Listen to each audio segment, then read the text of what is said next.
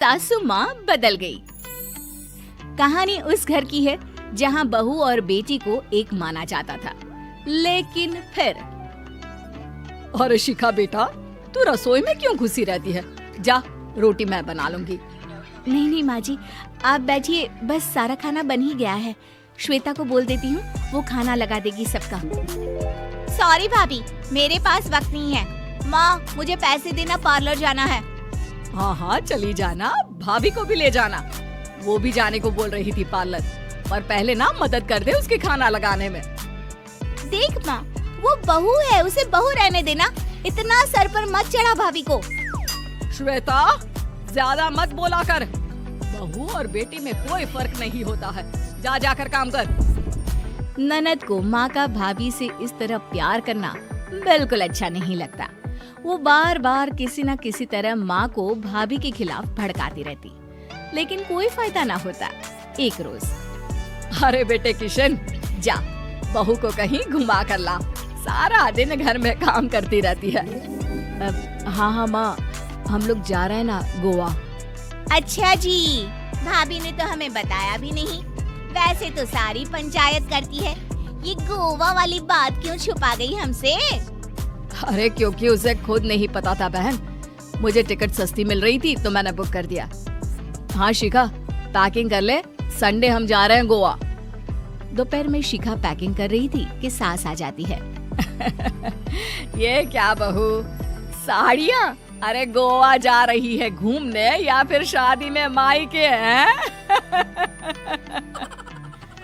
माँ जी, ऐसा कुछ है ही नहीं, समझ में नहीं आ रहा क्या रखूं कपड़े में। अरे तेरी और श्वेता की साइज तो एक ही है। उसके कुछ मॉडर्न कपड़े ले ले, आकर लौटा देना। हाँ माँ जी, ये ठीक रहेगा। शिखा श्वेता के पास जाती है और उससे कपड़े मांगती है। ना जी ना, मैं अपने कपड़े ना दूं। वैसे भी फैल जाएंगे मेरे कपड़े, बहुत महंगे वाले हैं। शिखा मुंह लटकाकर कमरे में आ जाती है तो सास कहती है, चल तैयार हो जा, तुझे मैं शॉपिंग करा कर लाती हूँ गोवा की। बस फिर क्या था, सास बहू निकल जाते हैं मार्केट और एक से बढ़कर एक ड्रेस खरीद कर घर आते हैं। पहले बता देती कि नए कपड़े दिलाने वाली है भाभी को, तो मैं अपने ही दे देती ना भाभी को, मुझे दिला देती नए कपड़े। देख श्वेता, परिवार का मतलब सबके साथ रहना होता है, ना कि सिर्फ अपना सोचना। वैसे भी तुझे अच्छे संस्कार सीखने चाहिए।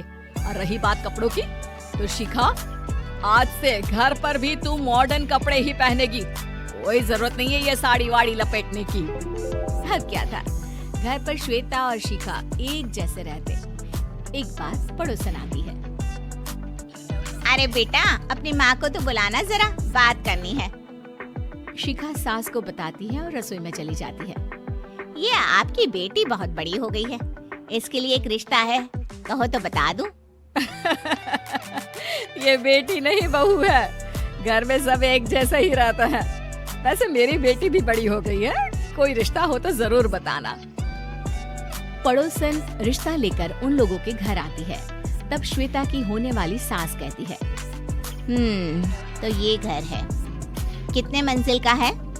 और ये बहू ने आपकी क्या पहन रखा है, जीन्स टॉप? अरे भाई, साड़ी वाड़ी नहीं है क्या इसके पास? देखिए, सर्दी है तो साड़ी में बहू कैसे मैनेज करती, वैसे पहनती है साड़ी भी। देखिए, हम लोग ठहरे पैसे वाले लोग, कोई कमी नहीं है हम लोगों के पास पैसों की। बहुत पैसे हैं, जमीन, नौकर चाकर, कार, सब कुछ है, लेकिन घर में संस्कारी बहू चाहिए। समझ रही हैं ना आप? सास कुछ कहती कि श्वेता बोल पड़ती है, हाय रे, नौकर चाकर से लेकर जमीन, कार, पैसा। हाँ हाँ, मुझे रिश्ता मंजूर है मुझे। अरे रुक जा श्वेता, मैं बात कर रही हूँ ना। देखिए, हम लोगों के घर इतनी आजादी नहीं मिलेगी।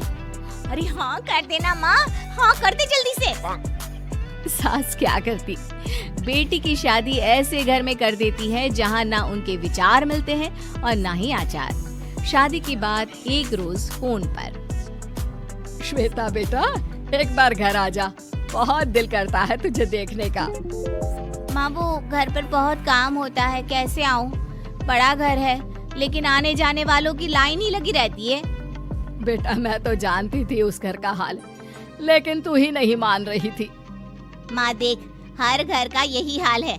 तेरी बेटी को यहाँ घूंघट हटाने की परमिशन नहीं है और एक तरफ भाभी स्कर्ट पहनकर घूम रही है। बेटा मुझे क्या पता था कि मेरी बेटी को ससुराल के नाम पर पिंजरा मिल जाएगा। अच्छा माँ, फोन रखती हूँ, सास को गर्मा गर्म रोटी खिलानी है। तुम लोगों की तरह नहीं कि एक रोटी बनाओ, एक सब्जी बनाओ, फिर सारा दिन फ्री होकर घूमो। सास फोन तो रख देती है, लेकिन सोच में पड़ जाती है कि एक तरफ बेटी जिसे कोई आजादी नहीं, वहीं दूसरी तरफ बहू जिसे देखकर लगता ही नहीं कि उसकी शादी भी हुई है। अगले रोज। शिखा, अरे ओ शिखा। हाँ माँ, क्या हुआ? कुछ चाहिए आपको? मैं जिम जा रही थी। जिम के कपड़ों में बहू को देखकर सास को घूंघट में अपनी बेटी का ख्याल आता है। देख बहू, घर में बहू की तरह रहा कर। इतने टाइट कपड़े पहनकर जिम जाना पसंद नहीं मुझे। जा जाकर रोटी बना। रोटी? माँ अभी तो शाम के 6 बजे हैं, इस वक्त रोटी? अब क्या मेरे खाने पीने पर भी पहरा है? अरे जब मर्जी तब मैं अपने घर में खा भी नहीं सकती क्या? बहू को अजीब लगता है। वो समझ नहीं पाती कि जो सास कल तक इतनी सपोर्टिव थी, उन्हें अचानक से क्या हो गया। वो किचन में जाती है, गरम रोटी के साथ 2 तरह की सब्जी, रायता, सलाद सब लेकर सास के पास आती है। माँ जी, खाना। इतना सारा खाना? राक्षस समझा है क्या मुझे? रोटी मांगी थी मैंने गर्मा गर्म बस। पर माँ जी, रोटी खाती किससे आप? सब्जी तो बनानी थी ना। अरे भूख मर गई मेरी तेरी बहस से। जा जाकर काम कर, अंदर पूरी रसोई साफ कर। बहू अंदर चली जाती है। थोड़ी देर में श्वेता घर आती है। अरे शिखा जल्दी से चाय ला, पकवान बना, मेरी बेटी आई है। अरे नहीं नहीं माँ, ड्राइवर बाहर खड़ा है। मैं तो घर का कोई सामान खरीदने के बहाने यहाँ आ गई हूँ, मुझे जाना होगा। अरे बेटा, पर कितने दिनों बाद देख रही हूँ तुझे। रहने आ जाना 2-4 दिन के लिए। आ जाऊंगी माँ, जब मेरी सास मरेगी तब। मैं तो रोज मन्नत मानती हूँ कि मेरी सास मर जाए तो अच्छा है। अच्छा चल, जा रही हूँ माँ। हे भगवान, कैसे कैसे दिन देखने पड़ रहे हैं मेरी बेटी को। सास अंदर जाती है, जहाँ श्वेता की जिम वाली सहेली का फोन आया होता है। क्या बात है, आज जिम नहीं आई? अरे पता नहीं यार, आज माँ को क्या हो गया अचानक। पर खैर कोई नहीं, लगता नहीं कि मैं अब जिम आ पाऊंगी। शिखा स्पीकर पर बात कर रही थी, जिसे सास सुन रही थी। यार ये सास ना होती ही ऐसी है। मैं तो कहती हूँ बुढ़िया जल्दी मरे और तू आराम से जिए। शिखा को सहेली की बात पर गुस्सा आ जाता है। माँ के मरने की कौन सा बच्चा दुआ मांगता है मोहिनी?